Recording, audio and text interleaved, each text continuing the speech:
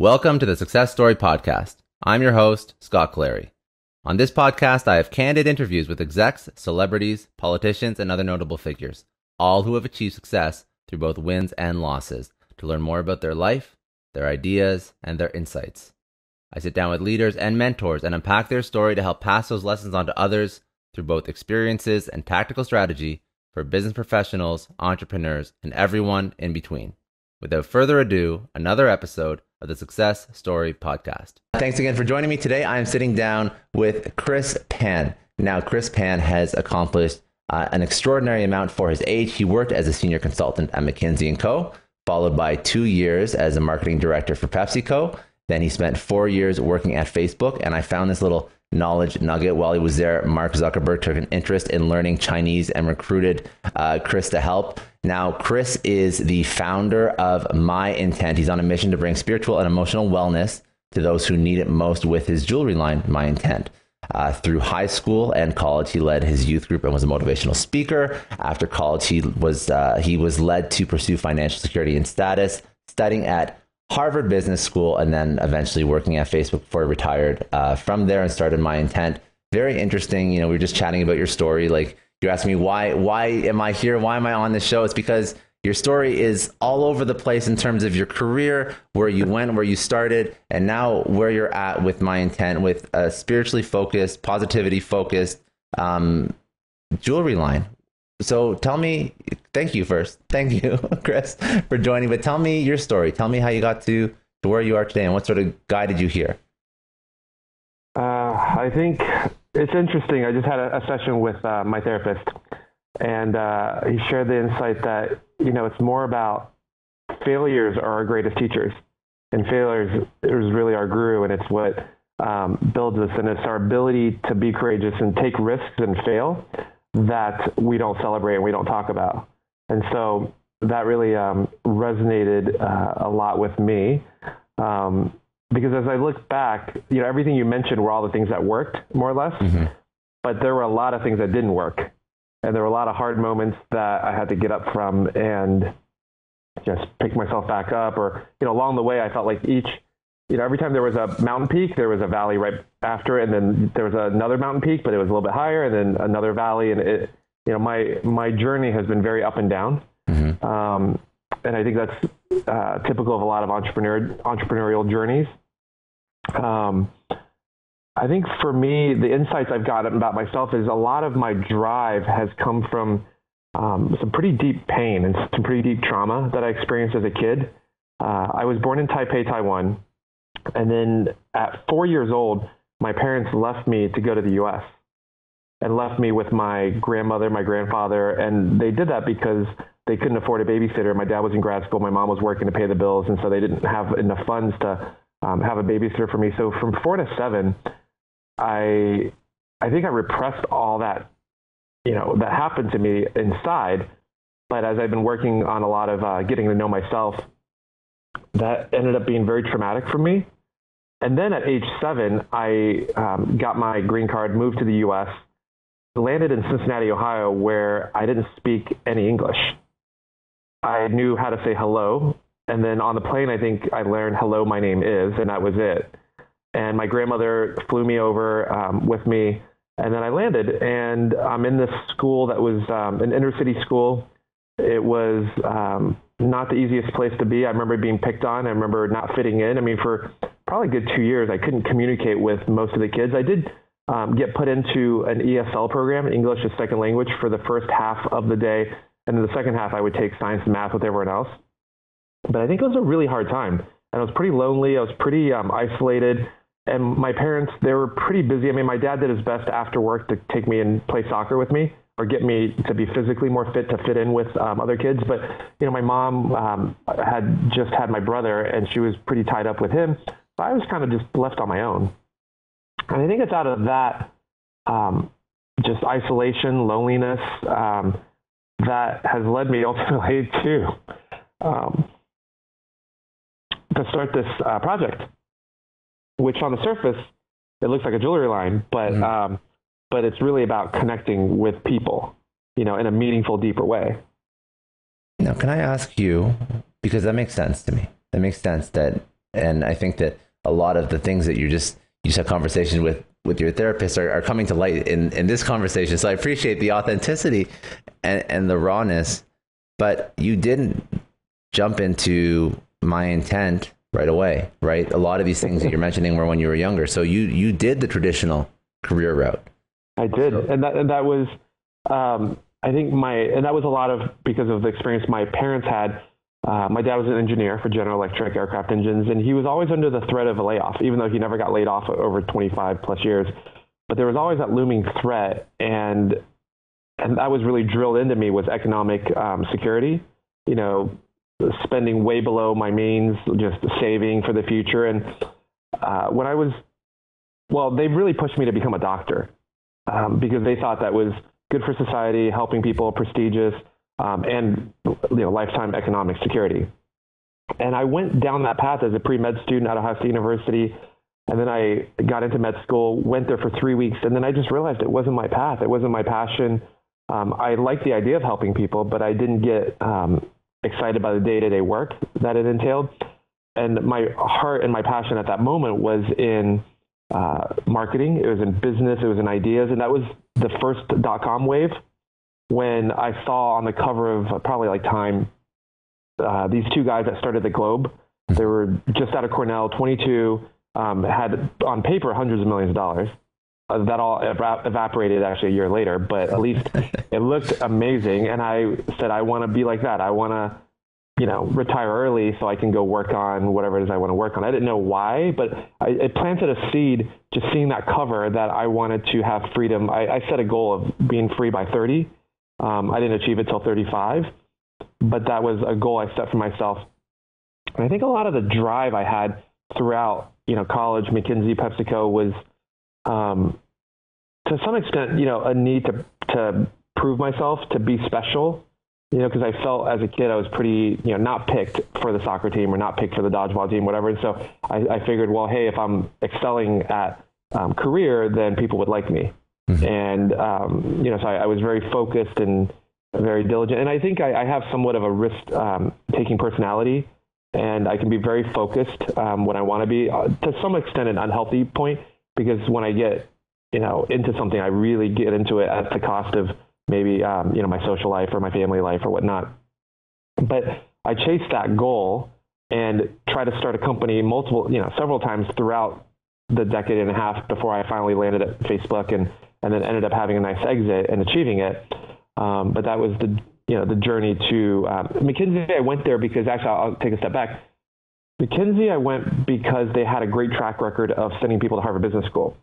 And I had always dreamed of going to Harvard Business School since 8th grade because my dad had brought home a copy of The 7 Habits of Highly Effective People, which I was really curious. Well, I want to be effective, and what are the 7 habits? Looks like you have it on your shelf. That wasn't on purpose. Yeah. So, when people ask me what's, the one book, other than maybe the Bible's had a big influence as well, but, the most important secular book in my life, it's probably that one.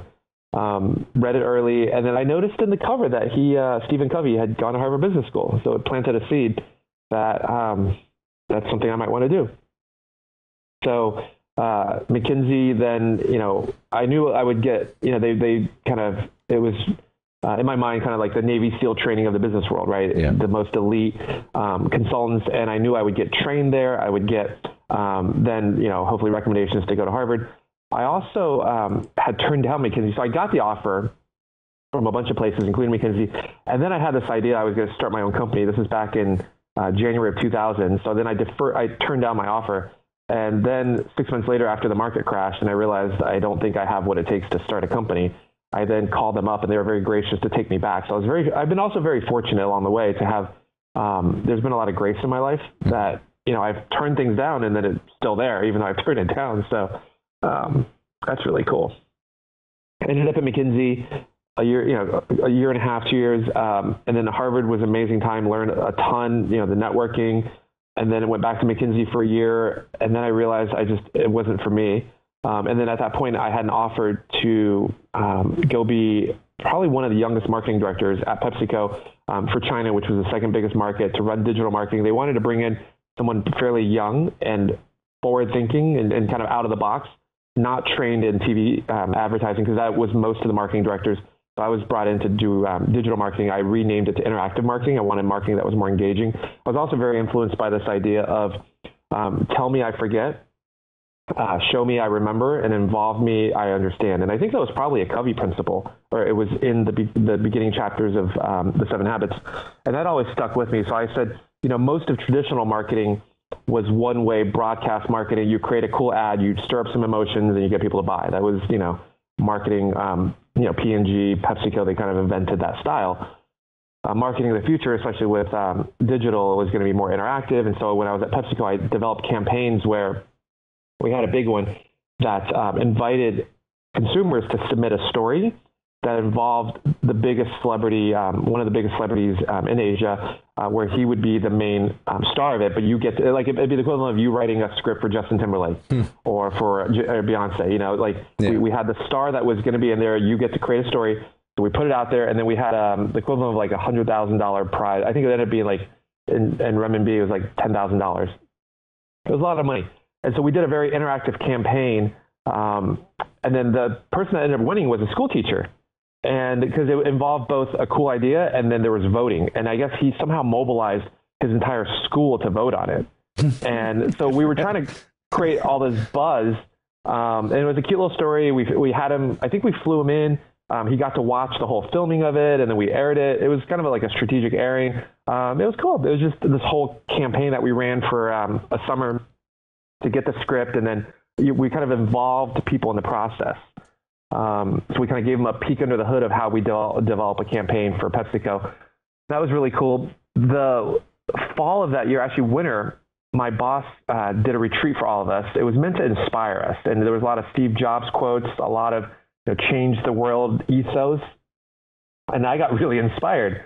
So much so that I actually, over the winter break that year, I came to the realization that as much as, my goal to go to PepsiCo was to learn the skill of storytelling, using entertainment to market something. But then I started having guilt about, in the end, we were mostly pushing sugar water that, most of us in the office weren't even drinking our own products. Mm-hmm. And that was something that bothered me. And, over that winter break, I came to the conclusion that I didn't feel good about what I was doing. And I wanted to, it was like a mini awakening, if you will. And so January, I came back and I resigned very boldly. I thought I was like, ooh, I have freedom. And I spent the next 3 months in bliss, exploring all sorts of to change the world and make a difference, et cetera. And then I hit a rock bottom by May of that year, May of 2007, when I realized none of these ideas were probably going to pan out anytime soon. And, I was in China. I'm not really Chinese, even though I look it, but, I speak Chinese, but I'm not well versed in the culture really, and the written parts. And, to be an entrepreneur is already difficult, but then to have the language barrier on top of that was yet another level. You were raised in the States. That's why. Yeah, I'm pretty Americanized for the most part. And so that was a big moment when I had to shift from my dreams. Now I started having to go find a job again. And that was a big shift. And I ended up going through 3 months of depression, trying to find a job because it felt really hopeless. It felt, I was a marketing director at 29, 30, and that's typically someone that's like 35, 40. I skipped assistant brand manager, assistant marketing director. And so all the other jobs I was being considered for was like assistant brand manager. It was like at least a 50% pay cut, 3 levels of demotion, because they didn't necessarily have a digital marketing director role, but they were like, oh, if you want to come in as a assistant brand manager, we might consider you for that. I considered going back to McKinsey. I looked at consulting gigs, but then I wasn't excited about that. And it was really, really hard. And then I said to myself, what does my heart really want? Like, what's the place that I'm most excited about? And that's actually been true most of my life is, even with Harvard, if we rewind a little bit, I applied to Harvard, Stanford, and Kellogg back then. And I spent probably 80-90% of my effort on the Harvard application, and I just copy and pasted for the other two. And of course, I ended up getting denied by Kellogg and waitlisted at Stanford, but then I actually got in at Harvard right away. And so it's interesting. It's like whatever my heart was set on, if it was meant to be, I was actually able to push through. And then, so at that point, I said, my heart really is at Facebook because I love the product. I had met Mark Zuckerberg back when we were both at Harvard. I was in the business school. He was in an undergrad. I had another couple friends that were working there. So I called and I texted all of them. I messaged them and said, hey, I would love to work for Facebook. I have a bunch of ideas. Maybe I can help you get into China. I can help you with this and that. And they all said, right now, thank you, but we don't know what to do with China yet. We're not ready for that. We just don't have something for you. And then I didn't give up. I kept just an eye on what was going on. And I remember one morning I woke up and TechCrunch had a blog post that said, Facebook hires Chamath Palihapitiya as the VP of product marketing in charge of monetization platform, blah, blah. And I said, oh, let me try him, and even though I didn't know him. So I looked up his email address at his former VC firm where he was leaving, but he still had access to it. So it was chamath@mayfield.com. So I emailed him there, and I wrote a very succinct email. I still remember, I still have it, because that's the email that really changed my life. It was just 3 sentences on, here's who I am, and then like 3 sentences on here's how I can help you. And I said, I have a digital marketing background. I had consulted for Friendster. I had done a deal at McKinsey that resulted in the acquisition of another major social network. And I think I can help you monetize. And within a couple of hours, I got a response back. He said, great. He said, put your thoughts in a presentation and send it to me. So then I was like, ooh, game on. But then the stress was really up, because I was like, holy cow, I have, and it was open-ended. It was like, do I take a week? Do I take 2 weeks? How long do I take? Like, I really wanted to impress them. And so that was a really stressful time of like, holy cow, like, how can I really wow him with my, my thinking? So I think I took 2-3 weeks and put together a presentation. And finally I had like maybe 6 ideas that I put in there of how Facebook can monetize. And I sent it to him. We did a phone call, and it was only a 10-minute call, maybe 15 minutes. It was very brief. And I think that's the nature of working with a lot of high-power people, executives, is you just got to know your shit, and they don't have a lot of time to dilly-dally. But it was him and this guy, Tim Kendall. They were on the call. They both liked it, and they said, okay, we want to fly you out and get to know you. So then I think a week later, I was in Palo Alto, did a full day of interviews with the team, and then got an offer. And I flew back to Shanghai, packed my bags, was negotiating my offer. I was negotiating even though I had already packed up my apartment. I knew I was going to take it, but I was still trying to get a little bit more, in the package, a little bit more equity, which ended up being a huge deal. And then started my journey at Facebook for 4.5 years. And that was, to me, the equivalent of being like a part of the Chicago Bulls when Michael Jordan was there. I mean, it was the greatest rush I can imagine of being an entrepreneur in training. Because Mark always said, most of you will leave. I mean, there's still a few people that are still there from the beginning, but most people leave. But he's like, different places you go to, and they're known for different things. Like you go to P&G if you want to be a great marketer, right? And he's like, I want Facebook to be a place known to train entrepreneurs, because we're very entrepreneurial. And I remember when I was at PepsiCo, I was the more progressive, the rebel, the crazy one, if you will, and all the other folks were more conservative and traditional. When I got to Facebook, I had to unlearn everything I learned at McKinsey and PepsiCo. I was now the conservative one. When I got there and there were 50 million users, I remember the executive team, they were like planning for what does Facebook look like when there's 1 billion users. And I was like, can we just get to 60 million or maybe 100 million? I know MySpace was at 100 million at that point. And so that was already the next target, but they're already planning for, 500 million, like big plans. And so that was a learning for me to adapt to that culture. And, at 30 was when I started, I was the gray hair in the room, even though, I was like the elder person in the room. Most of my peers at the time were probably early mid 20s. That was a huge shift, from going from PepsiCo to from McKinsey, PepsiCo to Facebook. And then had a few different chapters there. One was figuring out why growth had slowed at one point, and the truth is in the data. I took it upon myself to learn SQL, pulled a bunch of data, threw data against like 200 different charts. Because at McKinsey, one of the things we learned was look in the data. There's a lot of assumptions and hypotheses on why things aren't working, but it was in the data, and it turned out that users that had friends stayed, and users that didn't have friends didn't stay. A lot of the users that we were acquiring that were not in college, a lot of the post-college users came on, they didn't find friends fast enough, and then all of a sudden it was a really lonely experience, and then they left the platform. And there was a whole bunch of efforts that then got kicked off based on this one tiny insight, but it ended up changing the course of the project, and it was based on analysis that I had done.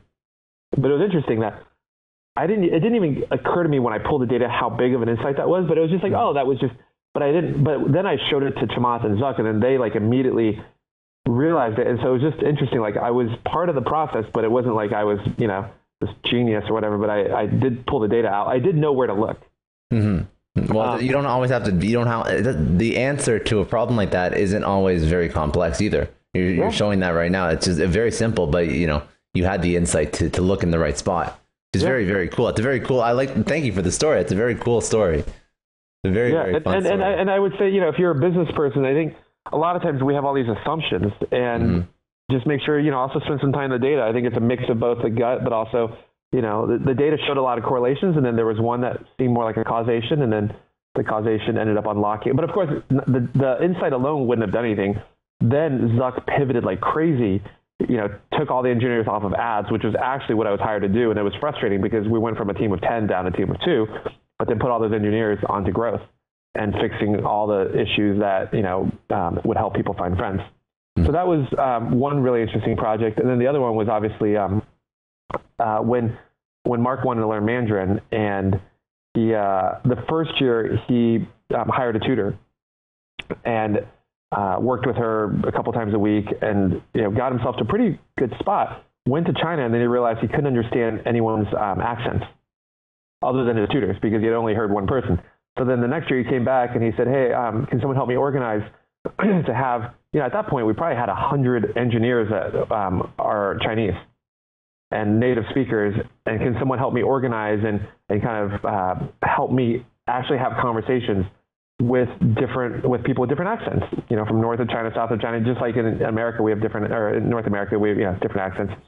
So I did that, and I got to spend a couple hours with him every week, and that was just so inspiring to be with someone of that like talent and focus and discipline and curiosity, and he was very humble with just, he was like and just learning. So that and then kind of the pinnacle of that was, I remember November of that year, we had a group visiting from China called the China Entrepreneur Club, which collectively was like the CEOs of 20 of the biggest companies in China that collectively represented 4% of China's GDP. And Zuck did the entire Q&A by himself, relatively simple, basic questions. I think I helped him on 2 questions. I leaned in and just helped him on 2 questions, but he did the whole hour by himself. And I have a photo that someone took where I'm kind of standing behind him, and it was a really cool moment for me to just witness, like, holy cow, like that was quite a progression. So you had a very impactful time on your career and your learnings at Facebook. You not only with you helping the company, but I'm sure it also had a reciprocal effect on yourself and what you chose to do going forward after Facebook. Now, I'm curious, you were very successful there. I'm sure there was a lot of other projects and stories that were like that, but these are incredible stories. What made you at 35 want to leave and do your own thing? Because it sounded like you had a really good thing going there, right? It's not like Facebook has slowed down by any means since you left. Well, to be honest, my career had slowed down there. I think those projects all made sense, but I wasn't getting promoted. I was kind of at this level, and I realized that I just wasn't getting promoted. I wasn't getting offered the next level, like getting promoted to director and whatnot. And so I was looking around, and I was like, okay, what's going on? And I realized there was something that needed to change inside me. Like I had sort of maxed out on my own, and I had learned that my boss, Tim Kendall, I really admired his leadership and his ability to be present with people and just who he was as a person. And people loved him. And I said, Tim, like, what's your secret? And he had said, I've been working with this executive coach that had made a big difference. So that planted a seed. But independent of that, I just realized, and also, at Facebook, they give you stock in tranches. And I had a big, nice initial tranche that was a 4-year vesting cycle. And then that had vested, and my subsequent tranches weren't as exciting. It was relatively small relative to the first one. And so that invested. And so I was like, well, financially, there wasn't that much upside. I wasn't, and then I looked around the company. I was like, is there any other parts of the company that, I hadn't worked on platform at that point, but there wasn't anything that interesting. I looked around a little bit more. And then I think in my heart, I just knew it was time for something else. It was time for another venture. And I was getting pinged by VC firms and other social networks and other players that did want to make me like a VP of strategy or, maybe a partner at a VC firm. So I said, let me pull the ripcord. I had met my financial goals for what my financial freedom looked like. So I pulled the ripcord and left and started traveling with my then girlfriend. After 2 months of being on the road, we ended up fighting a lot. And I think traveling together around the world, being nomadic is a great test for a relationship. Either you make it or you break it. And at that point, we'd been together for 4 years, and it was either we're going to get married or go the other way. And actually in Paris was the place where we actually left, where we broke up. And that sent me through a pretty dark time. After that breakup, my identity, who I was. And then I was getting recruited for a company called Vidi. And as part of, they wanted me to be a COO and eventually probably a CEO. And as part of that, I negotiated a coaching package, an executive coach that was a very expensive package, but they were very gracious to offer me that package. So then I started working with this coach, Janet, who started teaching me some basic things like just, how to work with my own emotions, how to be present, how to listen, and these certain skills that I didn't have. The role didn't work out. The company ended up going under, and it just didn't fit. But I think, it's interesting how life, Tony Robbins has a quote that says, sometimes what you come for is not why you came. And so many times in my life, I would think I went in for one thing. I thought I went in to be the CEO of this company that on paper was going to be worth a lot and blah, blah, blah. And I was going to make another fortune. But actually, when I went into Vidi, I ended up meeting this executive coach who ended up teaching me the value of inner work. And she herself went to Europa and highly skilled executive coach. She coaches at Pinterest, Facebook, et cetera.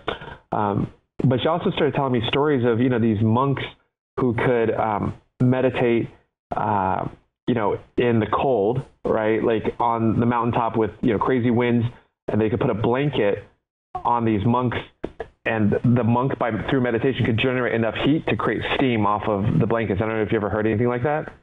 No, I haven't. No, that's incredible though. And this is a true story as well. This is like an actual fact. Yeah. These are stories you can look up on YouTube. And also, if you look at, have you heard of Wim Hof? Yes. Yeah, I have. Yeah. If you look at Wim Hof, right, he will take a group of people, train them, and hike a mountain in just shorts, and it's snow everywhere. Otherwise people would be bundled up in, down coats. They would do the whole hike, but it's through the power of the breath and the power of the mind and the power of the body. Like, that started fascinating me. And it set me off on a whole new path. I was like, oh, this is my new fascination. Let me go explore what this is all about. So you left Facebook. You had this not life changing, but I guess career defining, life defining moment through some of the interactions with this life coach. When I look at MyIntent, was this one of the first ventures that you delved into post Facebook, or were there other things that you had done in your career and your life before MyIntent really came to fruition? So the story with MyIntent begins January of 2013. At rock bottom, I signed up for this thing called the Hoffman Process. It's a 7-day retreat where you really go inside and find out who you are and find out who I am, And I only learned about this thing because of the CEO that recruited me to Vidi, which we ended up parting ways. But it's so interesting, right? Because of him, this guy, Brett O'Brien, I ended up learning about the Hoffman and then having an executive coach. So I'm very grateful to him, even though our business relationship ended after 3 weeks. But that was a pretty big pivot into my journey. And at the Hoffman, they teach these very basic concepts like I statements, which is all about, a lot of times we speak in you and in general, like we speak on behalf of the world sometimes. Or, they have this idea where We don't talk about sports, politics. You don't talk about what you do. So all the conversations are around feelings and what are you feeling in the moment? What's really going on inside you? What do you really care about? What I care about. So, so it's all about I statements. They had this idea of no cross-talking. And that to me was huge because I grew up in a family where active listening was not really practiced.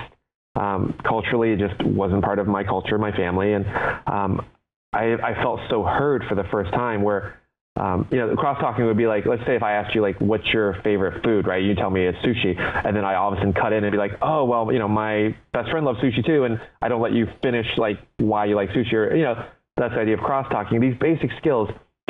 So I learned those skills and I just felt seen and heard and supported. And the teachers were so loving and caring. I felt like for the first time they weren't judging me.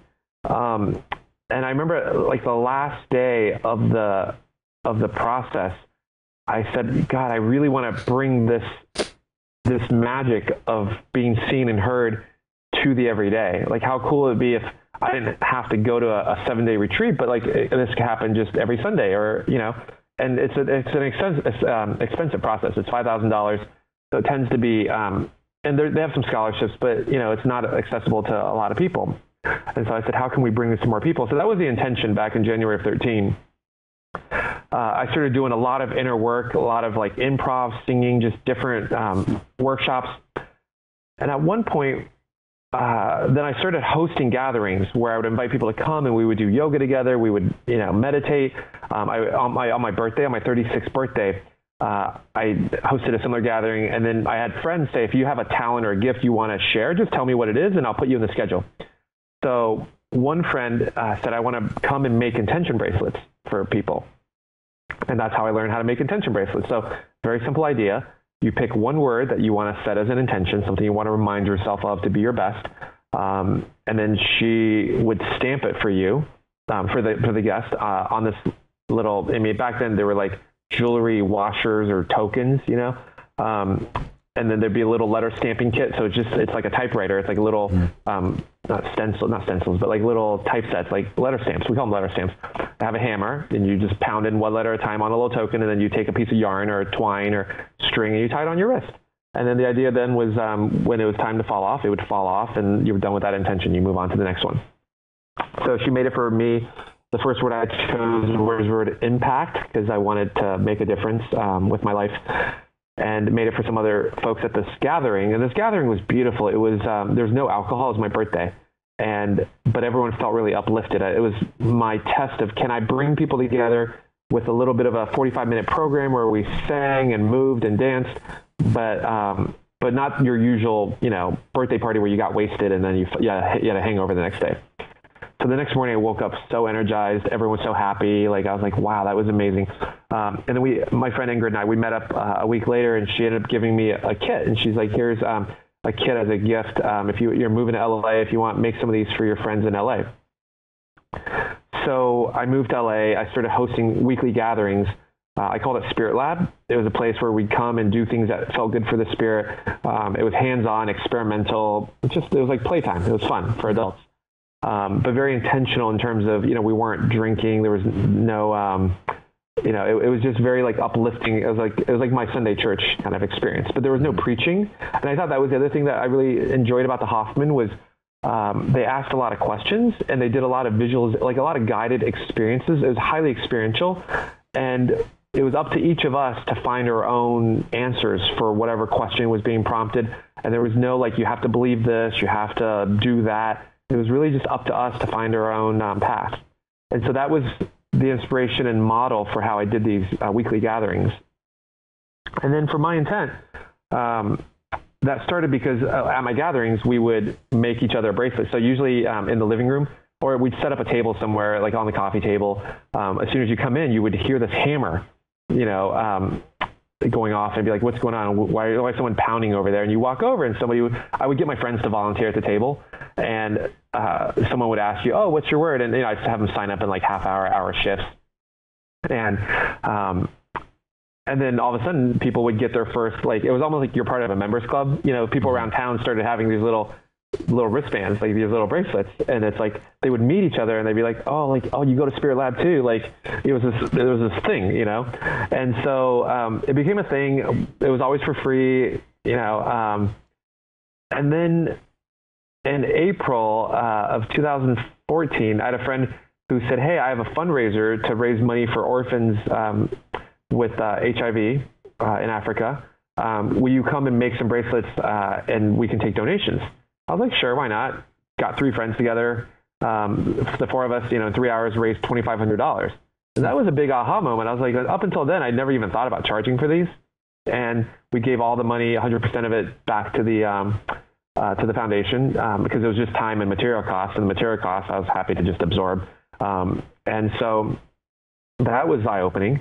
And then that summer, I ended up, some friends wanted a job, wanted to make some money. I was like, well, here's a maker kit. I gave them the materials and I set them off to make it. And then one guy, this guy, James, he ended up building a website. He was trying to also, it was all in the spirit of helping people. Like it was like an accidental business, if you will. But I did love the idea of, bringing this to the world. And of course, like, I think for me, it felt good because every time I made a bracelet for someone, there was always a huge amount of appreciation and a big hug, usually, pre-COVID. Sometimes people would cry, oftentimes people would have tears and, they felt really moved that, that somebody listened to them. I just wanted to say, and I want you to keep going. The story makes sense when you start to bring out. Now this makes a lot more sense. It's very hard to understand all this going into the interview, so I appreciate you laying it out like this because it's a complex story that's led to where MyIntent is today.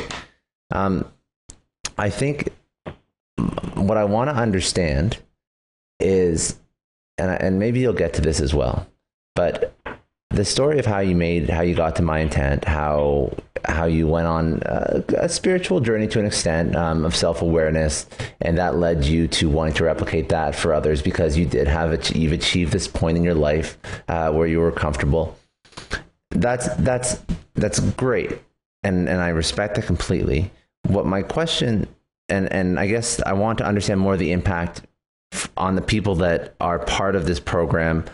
For example, how do you or who is your target customer? Who is your target individual that wants to partake in this, that wants to better themselves? Is it an executive? Is it a student? Is it somebody who has a lot of free time on their hands? What are you trying to help people with exactly? Is it inclusivity? Is it impact? Like, I guess I'm trying to clear the ambiguity as to how I understand, without speaking to you, that this is something that I want to partake in. That's what I want to understand, because our world, if you're not retired, is absolutely nuts. You have kids, you have family, you have work, you have bills, you have all these stressors. So I would love to look into things that are relaxing, calming, make me feel good about myself, that aren't just getting drunk at somebody's house on the weekend. But how does somebody find you? How does somebody focus on something like this? So in terms of who is our customer, my original person I wanted help was someone who maybe doesn't have time to do inner work and is busy. And this is sort of a quick little pause, a quick invitation to just take a moment and just have like a mini retreat. And I often lead 1-hour workshops where I consider it like a micro retreat. Most people don't have 7 days to go away and go really deep. And you mentioned that. It's true. Yeah. Yeah. But can I give someone a 5-minute, like a little mini back massage? It's like I think of it as like the back massage you get at the mall, those guys, like maybe you don't have time to go to a spa for a full hour and a half, treatment, but like a 15-minute back rub. So I think of it as like a little emotional, spiritual support.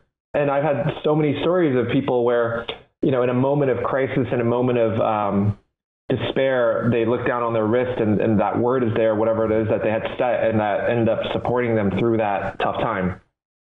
So that's one, that was who I wanted to serve, because I realized there's a lot of, and I being one of them, being a busy executive, who just never made time for inner work until then. I had a lot of time. Yeah. But during my time at PepsiCo, during my time at, Facebook, it was just work. And then I had a couple distractions, there are a couple hobbies, but I never really meditated. I never just prioritized it. So I was hoping this would be a way to serve folks like that in a fun way. Because this is something that can totally be done at a brunch or at a picnic or, at a fundraiser where, you went in for one thing, you went in for a fundraiser and then you ended up having a connection with like what's most important to you. Yeah. So it's like the unexpected, but it's there to help you. We have over 50,000 people that have bought maker kits. So we offer the tools for people to make their own for their friends and family. Because I didn't want me to, it doesn't scale with just me having the tools. It's in the same way my friend gave me a set of tools. I was like, well, I can't give away 50,000 sets, but I'll make it really nicely designed. My dad is an aircraft engineer, and he ended up designing some of the pieces so they fit. So we have 7-year-olds making these. So it's super easy. And then most of these 50,000 folks, a lot of them are... most of them are women who, they want to make a difference. They're community builders, but we have men, women, like there are folks who somehow, some people, they get it to do with their kids. Yeah. As a family activity. They do it as fundraisers. We've had a boy make it for the First Lady, actually. Yeah. So we had that happen. It's a child who's at a hospital, and the hospital purchased a maker kit to do as an activity for the kids. And that was one of the most moving interviews I did. We had no idea. All of a sudden, we saw pictures of the First Lady receiving a bracelet from a kid from Africa. He was at the NIH, National Institute of Health, with a disease that, is very rare. So he's there staying at the Children's Inn. And so they make bracelets for the kids that are there to kind of give them something to do and give them some hope. And she says, the reason I like to do these bracelets is it makes the intangible tangible. So a concept like hope or faith or strength or courage, when someone's going through a really hard time, how do you remind them that there's faith and there's hope that they can anchor on, and I think about our world today. I think about how much turbulence there is. This is an anchor to who you are as a strong spiritual being to weather the storm. I think of it as an anchor. I think of this as like a lighthouse. This is also guiding us to our path. It's like, I set my intention to be kind or to be compassionate or to be, resilient, and in moments when I don't feel resilient, it's a reminder of that decision I made of who I am. And I think that no one will ever debate the efficacy, like the effectiveness of self-development. But like you mentioned, that 7-day course is a lot, it's a lot of time invested. A lot of people don't go that far. So I love that you've really broken it down to these micro moments, micro sessions, like just this small, regardless of whether or not there's an actual meeting or if it's just even like given as a gift, it's a small commitment. It's a micro commitment that is hopefully for that person impactful. But I'm curious as to your experience when people take part in MyIntent. There's these physical little bracelets, these little items that carry this word. But there's also sessions that you host that are the smaller sessions. Do you notice like people's lives improve substantially when they start to focus on self-development? We've had breakthroughs that come after an hour. We've had people say, we've had people that have been doing. We've been running basically like summer camp for the last 7 weeks, and we're taking a pause for August. But we have 10 hours of programming, 10 hours of sessions every day, all different sessions. Some of it is coaching, some of it is dancing, cooking, like, intentional cooking, all different curriculum on there.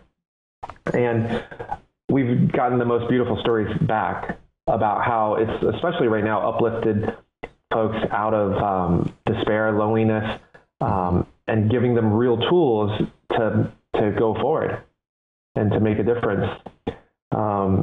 So yeah, I mean, and we're reconfiguring a lot of it to be, we'll still have some live ones in the future, but we're going to also do a lot more evergreen content for people to enjoy. So people, check out myintent.org, and it's always changing. But there's many ways to participate. One is find your word. On our website we have a word finder, so it helps you find your word. Order a bracelet, order a maker kit. Just have we also have these question cards. So we curated 30 questions that we think are the easiest or most powerful to help someone find their intention. And that's something that was going to be. Oh, sorry, no, I was going to say that was going to be my next question. It was this business almost happened accidentally. Where do you want to take it? You were retired, and now you're building out live courses. You have bracelets. You're giving 50,000 kits out. Now you have a program. You're making evergreen content. So what is the end goal for you? The end goal is actually my own happiness and peace and my own growth. And I've learned so much in building this, and I've made, like I sort of started the thing with, I've made a lot of quote unquote mistakes, or there's been failures. There's been, it hasn't been a smooth ride. It's been up and down and up and down. And so I've learned a lot. I think the future is in transitioning it to really focus less on the jewelry, to continue being, because it was never about the jewelry. And I even, from day one, I put in the mission statement that this is not a jewelry company, it's a service project, because people can confuse us with you started a jewelry company, how cute. And exactly, people would be like, the last guy. I think I said that too, I'm sorry. Yeah, they're like, and I don't even wear jewelry. You're the last guy to start a jewelry thing. And I'm like, but it's really not. It's an educational initiative on inner work. It's about, how to listen, how to be present, how to care for other people. And then I think of, maybe we'll end with this, is Marianne Williamson often talks about a book called A Course in Miracles. I don't know if you're familiar with that one. And I've only read... I don't know that book, actually. I've only read the first, page. So I have a lot of books that I have maybe only read, bits and pieces of it. But the very first page in A Course in Miracles says, this is a required course. The only option is when you choose to take it. And I think about, us as human beings on this planet, what are we really here for? We're here to make money. We have to make money. We got to pay the bills. And, once you get past the basic necessities, it's like, why else are we here? And I think my answer to that is, we have an opportunity to learn compassion and learn faith and learn trust and learn hope. These are the more, these are the spiritual concepts that we're here to learn, that aren't taught in schools per se, but maybe they are taught in churches or synagogues or temples if we go to those. But in general, I think as humanity, like a concept like forgiveness, compassion, like how desperately needed is that in our world right now? Very, very. That's happening, right? And empathy, listening to each other. And so if this is the curriculum, somebody actually, it wasn't me that said it, but we made a video back when the project first started, and we interviewed the people that were making the bracelets, and we said, what is this about? What does this project mean to you? And somebody said, life is just a series of intentions. And that really stuck with me. And I was like, yeah, if you think about the spiritual curriculum that we're all here to learn, it's a series of concepts like empathy, like trust and faith and hope. And as we think about our current environment today, I think about, it's really hard to learn faith and trust when times are certain, but it's only when you go through the waves are crazy. That's when, these muscles get built. It's only through our challenges that we build strength and purpose, resilience. So, I know it's hard for a lot of people going through COVID right now. There's, this global pandemic and all that, but, and for myself, I've had quite the roller coaster. And I just encourage all of us to take a moment to think about, what can we learn from this, despite the challenges and the hard times. I appreciate that. I think that's a lesson that we should definitely all consider, and sort of focus on taking time away from the negativity that you see on the news and on social media, and focus on like we spoke about this before we started recording, but just like betterment of humanity. And it starts with learning all those traits you just mentioned, starts with finding ways to sort of exemplify those and to lead with intent in those types of actions. And I think that's something that, just be mindful of, and maybe use tools like MyIntent to optimize the way you can be all of those things purposefully. And I think if everybody did that, we'd be in a better world than we are right now. Yeah. It's a beautiful story. I had no idea that's how MyIntent, not the jewelry line, but MyIntent, the concept, came to be. So thank you very much. I appreciate that. If you have a hard stop, I'll get your information, but if you don't, can I ask a couple rapid fire questions from your life, or do you have to go? I have another call at 4. Like, how fast is it? Like 2 minutes? I can be a couple minutes late to the other call. It's not long. It's really not long. Yeah, let's do it. Okay. All right. Because you've gone through a lot, and I want to just get like your experience, your insight. So, first one, where do you go to learn? Could be a book, a resource, a person that you'd recommend to somebody else. Jeez. I mean, the quote that comes to mind is, when the student is ready, the teacher will appear. And the second quote that appears is, we teach what we need to learn. So just pay attention to what's coming up in that sense. Online, YouTube is beautiful. I mean, and just friends. And I think, I think being curious, I think it's the attitude of curiosity and just asking questions, having good conversations, I think will guide people there. Great question though. That's a good answer. A lesson you would tell your younger self. A lesson. I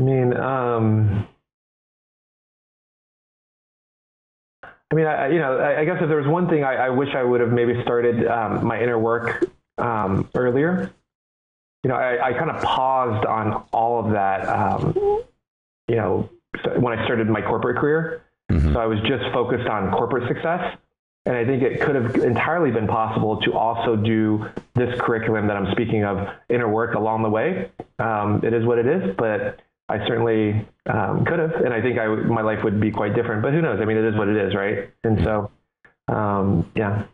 Good. And what does success mean to you? You've alluded to it, but I'm just to summarize. I think success is ultimately just happiness and fulfillment and inner peace. And I think success is an inside job.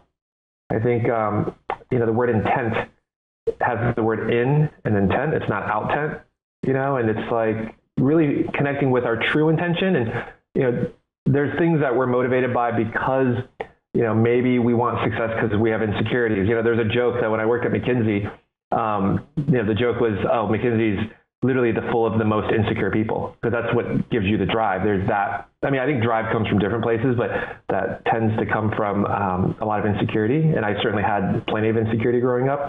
I'm not saying it's 100% the case, but that often comes in. And I think, success is feeling secure, yeah. And the last question, you mentioned the website before, but where can listeners go to connect with you online? Your website, MyIntent.org. And then if you want to drop me a note personally, I'm Chris@MyIntent.org, or Instagram, I'm Chris, CHRIS, and then PAN, Chris Pan. Would love to get feedback. If you enjoyed thoughts, it always is very helpful to hear what resonated for you based on our conversation. That's all for today. Thanks again for joining me on another episode of the Success Story Podcast. You can download or stream this podcast wherever podcasts are available, including iTunes, Spotify, Google, Stitcher, iHeartRadio, and many others. You can also watch this podcast on YouTube. If you haven't already, please subscribe and share this podcast with your friends, family, coworkers, and peers. Please leave us a rating on iTunes. It takes about 30 seconds, as it allows other people to find our podcast and lets our amazing guests reach even more people with their message. And remember, any rating is fine as long as it contains 5 stars. I'm Scott Clary from the Success Story Podcast, signing off.